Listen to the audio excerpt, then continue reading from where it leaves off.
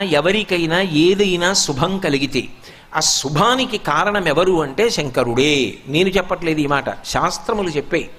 శుభములన్నీ కుప్పలు తెప్పలుగా ఆయన పాదముల దగ్గర పడి ఉంటాయిట. ఆయన అనుగ్రహించాడు అనుకోండి, ఓసారి ఇలా అంటాడు అంటే అది ఎగిరి వెళ్ళి ఇంటికి తోరణంగా పట్టుకుంటాడు. అందుకే ఒక గడుసు కవి ఒక మాట అన్నాడు, నేను ఓ పువ్వు పట్టుకొచ్చి మీ పాదాల మీద వేశాను అనుకోండి, నేను వేసినది ఇది పువ్వు, మీ పాదముల మీద ఉన్నది ఇది పువ్వు. నేను ఒక పువ్వు పట్టుకెళ్ళి మల్లికార్జున లింగం మీద వేశాను అనుకోండి, పరమ ప్రేమతో వేశాను అనుకోండి, ఆ పువ్వు ఓ ఏడాది తర్వాత నా ఇంటి మనవడు. నేను ప్రేమతో వేసిన పువ్వు 2 ఏళ్ల తర్వాత నా ఇంట్లో మనవరాలు.